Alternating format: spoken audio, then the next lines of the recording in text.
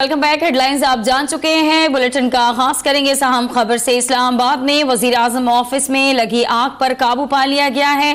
Fire brigade की गाड़ियों की जानिब से मुसलसल कोशिश की गई और आग पर काबू पा लिया गया। इस वक्त वहां कूलिंग का अमल जारी है। अहम खबर आप तक पहुंचा रहे हैं। मनाजिर भी आपके सामने हैं। हमारे साथ लाइन पर मौजूद है नुमाइंदा अब तक आफ्ताब चौधरी। उनसे मजीद जान लेते हैं। आफ्ताब चौधरी, अपडेट कीजिएगा। आग पर काबू पा लिया गया है। जी, वज़ीर आज़म ऑफिस में लगी आग पर काबू पा लिया गया है। फायर ब्रिगेड हुकाम के मुताबिक आग ज्यादा फैल नहीं सकी, चूंकि बर वक्त कार्रवाई की गई और फायर ब्रिगेड की गाड़ियां और रेस्क्यू का अमला पहुंचा, जिन्होंने आग को पहले तो पानी फेंका गया और फायर ब्रिगेड की जितनी भी गाड़ियां थी उनसे मुसलसल तकरीबन 40 मिनट की कोशिश से आग पर काबू पाया गया है। इस वक्त वज़ीर आज़म ऑफिस के जहां जहां आग लगी थी वहां कूलिंग का अमल जारी है और आग लगने की वजूहत बाज़ ज़राए ये कह रहे हैं कि शॉर्ट सर्किट है, लेकिन रेस्क्यू ज़राए ने अभी तक कोई तस्दीक नहीं की कि वजूहत क्या हो सकती हैं। लेकिन यह है कि आग पर मुकम्मल तौर पर काबू पाया गया है। किसी किस्म का कोई जानी नुकसान नहीं हुआ, ताहम कुछ सरकारी रिकॉर्ड जलने का खदशा मौजूद है। लेकिन अभी भी जो वज़ीर आज़म ऑफिस के मुलाजमीन हैं उनको वज़ीर आज़म ऑफिस की जो बिल्डिंग है उसमें दाखिल नहीं होने दिया गया। तमाम के तमाम मुलाजमीन बाहर हैं, शारा दस्तूर की तरफ और जो थाना सेक्रेटेरिएट की तरफ है, यानी नेशनल लाइब्रेरी के पास।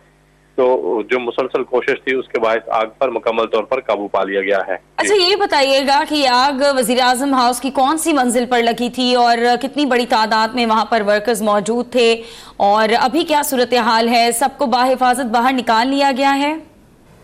जी, रेस्क्यू काम की तरफ से कहा जा रहा है कि ये 5वीं मंजिल पर आग लगी थी और उसमें एक या दो कमरों में आग लगने की इतला मौसूल हुई थी, जिस पर फौरी तौर पर फायर ब्रिगेड की गाड़ियां और अमला बुझाया गया था। लेकिन अभी तक ये मालूम नहीं हो सका कि आग लगने की वजूहत क्या है। वज़ीर आज़म सेक्रेटेरिएट था, जिसे अब वज़ीर आज़म ऑफिस का नाम दिया गया है। इसमें सैकड़ों की तादाद में मुलाजमीन काम करते हैं, सीनियर अफसरान होते हैं, वज़ीर आज़म का ऑफिस होता है, वज़ीर आज़म के साथ उनके जो स्टाफ का अमला है वो मौजूद होता है। इस तरह दीगर अहम नौयत के अफसरान वहाँ बैठते हैं और मुख्तलिफ वजारतों के जो राब्ता दफातर हैं वो वहाँ मौजूद हैं।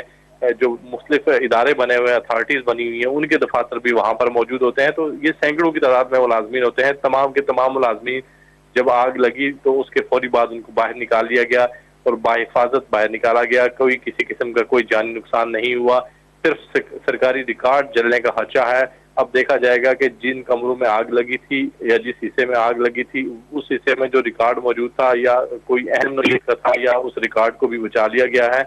लेकिन ये बर वक्त कोशिश थी फायर ब्रिगेड की और रेस्क्यू काम की, जिसकी वजह से किसी किस्म का कोई जानी नुकसान नहीं हुआ और इतने बड़े सेक्रेटेरिएट में आग लगी। चुके वज़ीर आज़म सेक्रेटेरिएट और वज़ीर आज़म ऑफिस जिसे कहते हैं ये बहुत ही वसी और अरीज है। इसमें सैकड़ों की तादाद में दफातर हैं और तमाम के तमाम दफातर अहम नौयत के दफातर हैं और उनमें मौजूद रिकॉर्ड भी इंतहाई अहम होता है। इसलिए अब कुछ देर में तफसीलात सामने आएंगी कि इस आग लगने से किस हद तक कोई रिकॉर्ड मुतासर हुआ है।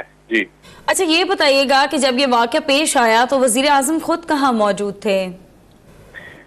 इस हवाले से कुछ चूंकि सरकारी तौर पर कुछ तस्दीक नहीं की गई, लेकिन ये कहा जा रहा है कि वज़ीर आज़म इस वक्त वज़ीर आज़म ऑफिस के अंदर मौजूद थे और वो किसी अजलास की सदारत कर रहे थे। जब आग लगी तो वज़ीर आज़म को फौरी तौर पर इसकी इत्तला दी गई, लेकिन वज़ीर आज़म ने बाहर निकले से इनकार किया। उन्होंने सबसे पहले पूछा कि जो मुलाजमीन हैं वो किधर हैं, तमाम के तमाम मुलाजमीन को बाहर निकाला जाए, बाहिफाजत बाहर निकाला जाए। जिसके बाद वज़ीर आज़म भी बाहिफाजत बाहर निकले। तो अभी तक सरकारी तौर पर इसकी तस्दीक नहीं हो सकी कि वज़ीर आज़म अंदर थे और वो किस इजलास की सदारत कर रहे थे और वो किस फ्लोर पर थे। लेकिन ये कहा जा रहा है कि वज़ीर आज़म वहाँ मौजूद थे और वज़ीर आज़म ने सबसे पहले मुलाजमीन की बात की कि सबसे तमाम का तमाम जो स्टाफ है, मुलाजमीन है, उनको बाहिफाजत बाहर निकाला जाए, जिसके बाद फिर वो खुद इमारत से बाहर आए। ठीक है, बहुत शुक्रिया आफ्ताब चौधरी। आपसे मजीद भी अपडेट्स लेते रहेंगे।